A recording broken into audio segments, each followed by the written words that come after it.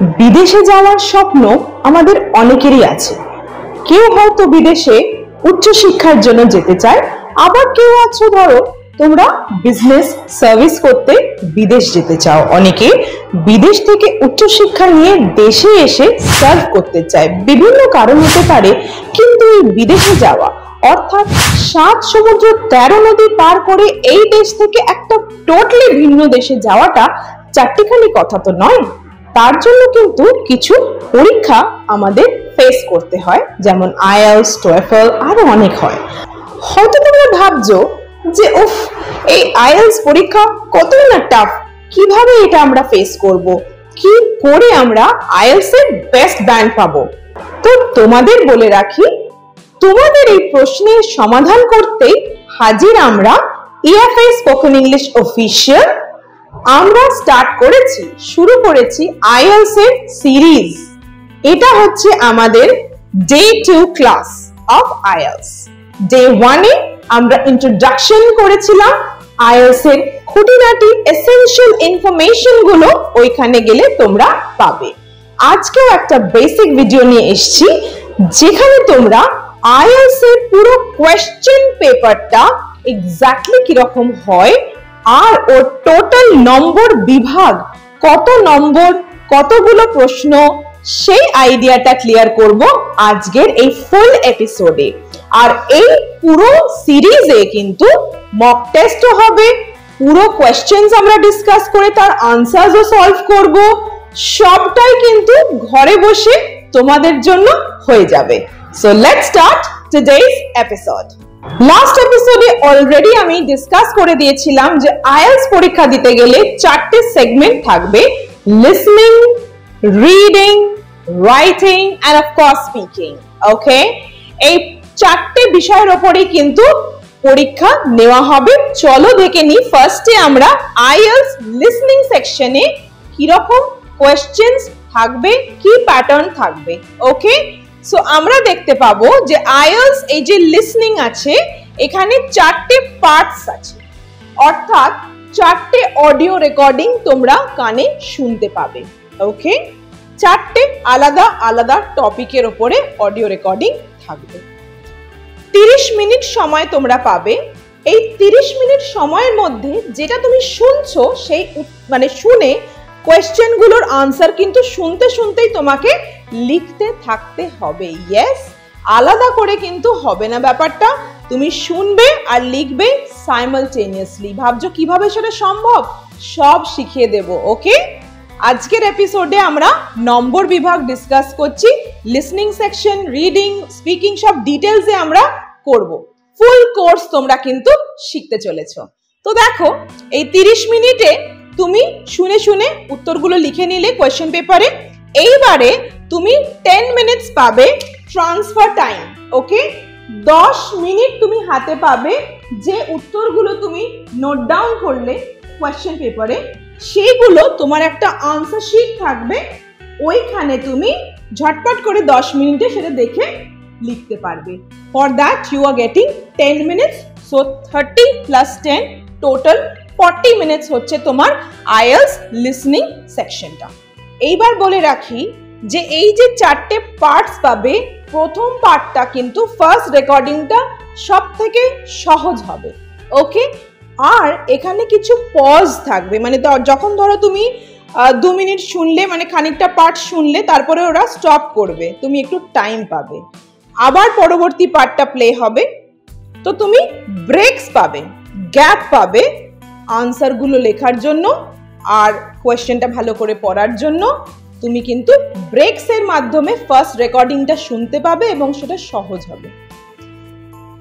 In comparison to the second one, 2 নম্বরের কম্প্যারিজনে বললাম, 2 নম্বর recording যেটা হবে সেটা প্রথম অডিও রেকর্ডিং এর থেকে একটু কঠিন হবে, কিন্তু ওখানেও তুমি ব্রেকস পাবে।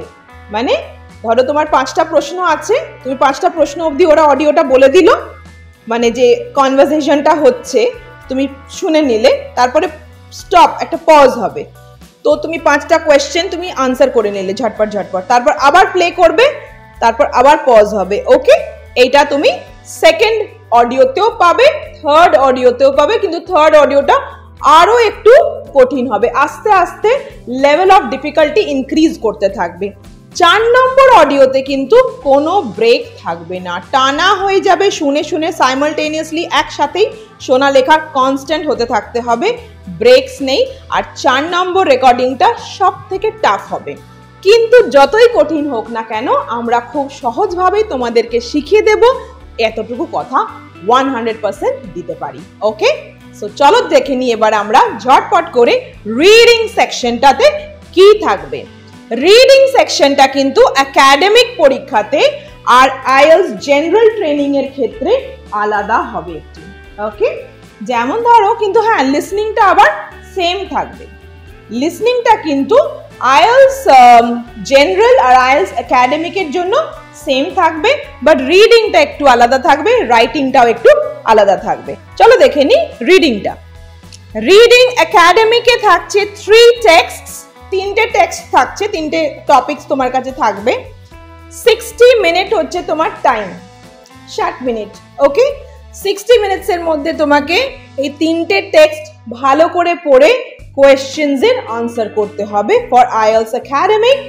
আর আইএলটিএস জেনারেলের জন্য এটাও 60 মিনিটস টাইম থাকছে, বাট 5 to 6 টেক্সট থাকবে। There will be 5 to 6 text, 5টা থেকে 6টা প্যারাগ্রাফ তোমরা কিন্তু পাবে এখানে, যেটা তোমাদের রিড করতে হবে, পড়ে তার উত্তর তোমাকে লিখতে হবে, 60 মিনিট তুমি সময় পাবে। এই হলো ডিফারেন্স আইএলটিএস রিডিং একাডেমিক আর আইএলটিএস রিডিং জেনারেল ট্রেনিং এর মধ্যে। বাই দ্য ওয়ে, লাস্ট এপিসোডে বলে দিয়েছিলাম, যারা নতুন দেখছো তাদের জন্য আমি আবার বলে দিই, এটা অনেকেই জানো, জেনারেল যেটা আইএলটিএস জেনারেল ট্রেনিং, সেটা আমরা যখন বিদেশে ইমিগ্রেশনের জন্য যেতে চাই বা কোনো জবের জন্য যেতে চাই, কর্মক্ষেত্রে, সেই ক্ষেত্রে এই পরীক্ষাটা মানে দেওয়া উচিত। আর আইএলটিএস একাডেমিক যেটা আছে এটা কিন্তু উচ্চ শিক্ষার জন্য, post graduation or graduation for your higher studies, you should go for IELTS Academy.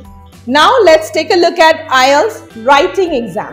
Okay, যেরকম বললাম একাডেমিক জেনারেল দুটোতে কিন্তু একটু ডিফারেন্স আছে IELTS রাইটিংটা।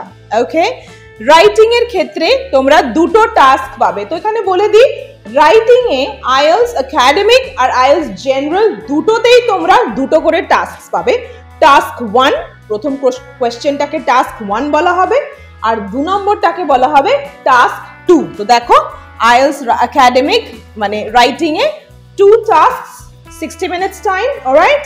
And over here for IELTS general training also, writing a 2 tasks and time limit 60 minutes. লেখা আছে, clear? কিন্তু টাস্কের মধ্যে আমি বললাম ডিফারেন্স আছে, সেটা কি?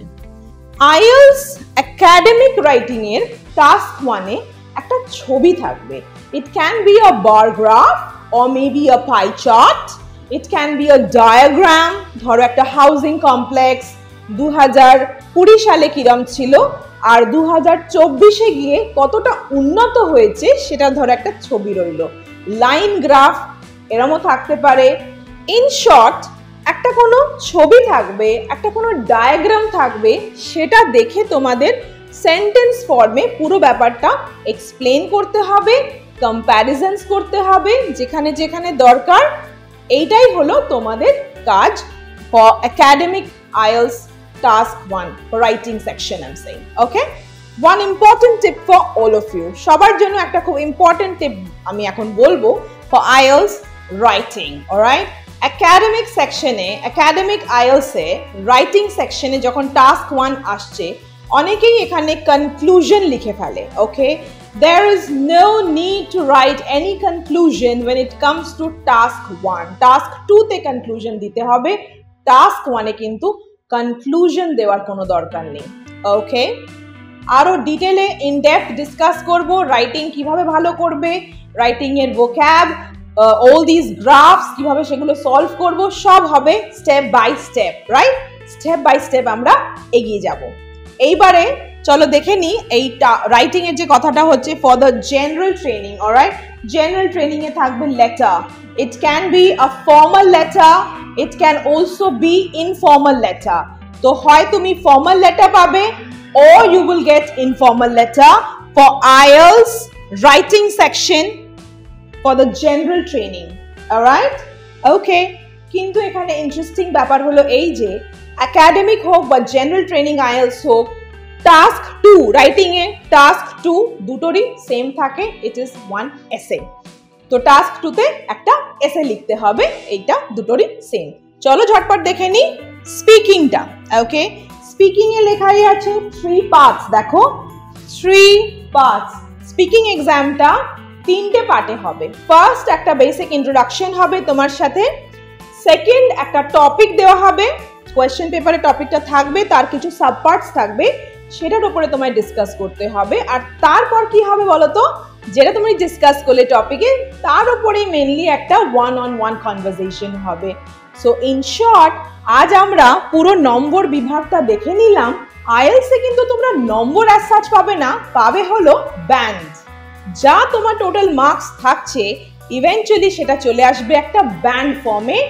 বেস্ট মার্কস হলো তোমার ব্যান্ড 9, লোয়েস্ট হলো 0, and band 7, 8 is also good, band 6 is average, 5 sort of average, but after that band 1, 2, 3, 4 below average. Okay, so we promise you ke amra tomader help korbo to get the best band. All right, so that's it for today. It's a wrap. আজকের মতো এখানেই and করলাম ক্লাসটা। চলো day 3 তে দেখা হচ্ছে। কি শেখাবো ডে 3 তে আইএলস এর, সেটা ডে 3 তেই দেখতে পাবো আমরা। Okay, it's a surprise. Thank you so much for watching everybody. You watching me on EFI Spoken English Official, and I am Krishnanjana Chatterjee Datta, the trainer-in-chief of EPA. Thank you so much once again. Bye. God bless.